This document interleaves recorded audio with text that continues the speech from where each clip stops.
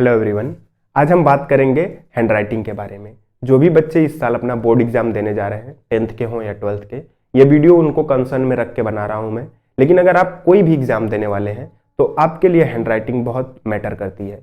और हम जानेंगे कि क्यों हमारी 4-5 पेज स्टार्टिंग की हैंडराइटिंग बहुत अच्छी होती है, लेकिन लास्ट तक जाते जाते वो अपने ओरिजिनल फॉर्म में आ जाती है। और क्या टीचर पर इम्पैक्ट पड़ता है आपकी अच्छी और बुरी हैंडराइटिंग का, कि वो आपके नंबर कम या ज़्यादा करता है। तो सबसे पहले एग्जाम पॉइंट ऑफ व्यू से बात करते हैं, बाकी आगे मैं आपको बताऊंगा 4-5 कुछ ऐसी टिप्स जिससे कि आप अपनी राइटिंग 2-4 दिन में ही बहुत अच्छी कर सकते हैं। तो सबसे पहले बात करते हैं कि हैंडराइटिंग हमारी जब हम बचपन में लिखना शुरू करते हैं तो हमें एक मिलती है वो पूरी कॉपी, जिसपे हम रीराइट करके अपनी वो कर्सिव वाली राइटिंग बनाते हैं। बहुत बच्चे बहुत अच्छा लिखना शुरू कर देते हैं कर्सिव, और बहुतों का नहीं हो पाता है।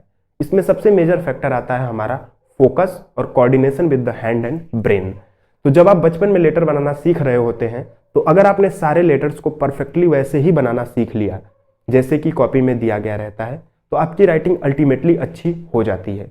लेकिन अगर आपके फोकस ठीक नहीं थे, आपके हाथ कांपते थे, या फिर आप सबका कुछ ना कुछ खराब बनता ही है, आप कोई ना कोई ABCD का लेटर, चाहे आपका किसी का B खराब होगा, D खराब होगा, या किसी का E में C बन जाता होगा, ऐसी प्रॉब्लम सबके साथ होती हैं। और यही जो है आपकी राइटिंग को खराब करता है।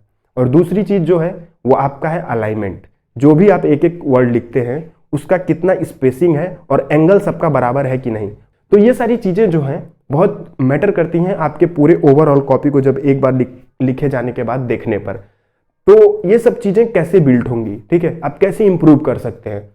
और जब आप लिखना शुरू करते हैं तो शुरू में आपकी राइटिंग अच्छी होती है, बाद में धीरे धीरे खराब होने लगती है। इसका सिंपल सा एक फैक्टर है कि आपका ब्रेन उस राइटिंग के लिए प्रिपेयर ही नहीं रहता है।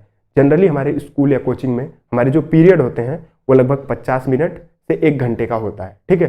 तो जब आप 50 मिनट से 1 घंटे की प्रैक्टिस किए रहेंगे तो 3 घंटा कैसे लिख पाएंगे, ठीक है। तो इसीलिए जब शुरू में आप लिखना शुरू करते हैं तो पहली चीज कि आपका फोकस थोड़ा अच्छा रहता है। आप शुरू में तुरंत स्टार्ट करते हैं तो आप बड़े ध्यान से लिखते हैं। जैसे जैसे टाइम बीतता है तो आप फास्ट करने लगते हैं, या फिर आपकी सोचने की जो प्रोसेस है वो बहुत फास्ट होता है। और 1 घंटा बीतने के बाद आपकी जो प्रैक्टिस स्पैन है वो खत्म। तो अब आपका ब्रेन आपके हैंड के साथ कोऑर्डिनेट नहीं करता है। फिर आप जनरली पाते होंगे एग्जाम में कि आप जब लिखते लिखते थक जाते हैं तो वो डॉक्टर वाली लाइन मन करता है, ऐसे ही पेन चला के छोड़ दें क्या यार। तो ये सबके साथ होता है। इसका सिंपल सा यही फंडा है कि आपने प्रैक्टिस उतने घंटे नहीं की थी। आप कभी 3 घंटा बैठ करके लिखे ही नहीं है, डायरेक्ट एग्जाम में लिखने जाते हैं, फिर लास्ट में खराब हो जाता है। तो अभी आपके लिए बेस्ट वे क्या है कि अभी 1 महीने बचे हैं, आप मैथ्स लगा सकते हैं, उसमें राइटिंग की जरूरत है नहीं। फिजिक्स केमिस्ट्री में भी उतना लिखना नहीं पड़ता है, ज़्यादातर डेरिवेशन वगैरह और इक्वेशन वगैरह लिखने रहते हैं। लेकिन SST, इंग्लिश, हिंदी, इन सब में आपको लिखना पड़ता है, ठीक है। तो आप अभी इन सबके सैंपल पेपर लेकर के एक सीटिंग लगाइए, 3 घंटा लगातार लिखिए, ठीक है। ये प्रैक्टिस आप करते जाइए। आप जितना प्रैक्टिस करेंगे आपकी राइटिंग उतना ही बेहतर होगी, because writing is all about the coordination of your brain and hand and your thinking process. जब आप एग्जाम में बैठते हैं, आप जितना तेजी से सोच रहे हैं, अगर उतना तेजी से नहीं लिख रहे हैं तो आप जनरली पाते होंगे, सबके साथ ऐसा होता होगा कि आप कभी कभी वर्ड्स स्किप कर देते हैं। आपको लगता है, आपका ब्रेन सोच चुका रहता है कि आपने लिख दिया है, लेकिन जब आप रिवीजन करते हैं तो लगता है बीच में तो वर्ड स्किप हो गए, फिर आप एरो लगा लगा के ऊपर नीचे लिखते हैं। या फिर बहुत लोगों के साथ ऐसा होता है कि आप सोच रहे हैं, लिख रहे हैं, लेकिन अगर आपको प्रैक्टिस नहीं है तो आप एक एक वर्ड 2 बार लिख देते हैं, जैसे द, एट, इन, इस तरह से, ठीक है। तो ये चीजें सबके साथ होती हैं। अगर आपके साथ होती हैं तो आपको इसको इंप्रूव करने की जरूरत है, ठीक है। और जब आप राइटिंग सबसे अच्छी तब होती है जब आप सारी चीज़ों को एकदम सही से ऑर्डर में लिखते हैं, सारे एंगल सही हों, वर्ड परफेक्टली बने हुए हों। और अभी तो हम लोग जैसे प्लेन कॉपी पे लिखते हैं तो नीचे की जो मार्जिन है, ठीक है, जो वर्ड का नीचे का लेयर है कि एक से एक वर्ड सब बराबर हो, ये जनरली नहीं हो पाता है। लेकिन आपको लाइन वाली कॉपी मिलेगी तो ये वाली प्रॉब्लम शायद आपको ना हो, ठीक है।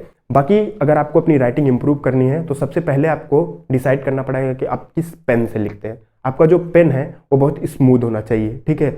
इसीलिए बचपन में शायद जेल पेन से ज़्यादा लिखवाया जाता है।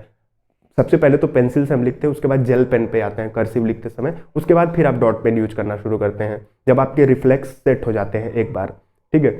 तो आपकी पेन सबसे पहले स्मूथ होनी चाहिए। दूसरा, आपका ग्रिप सही जगह पर होना चाहिए। अगर आप बहुत पास में पेन पकड़ते हैं तो आपका राइटिंग अच्छा नहीं जाएगा, और अगर बहुत ऊपर पकड़ते हैं तब भी नहीं।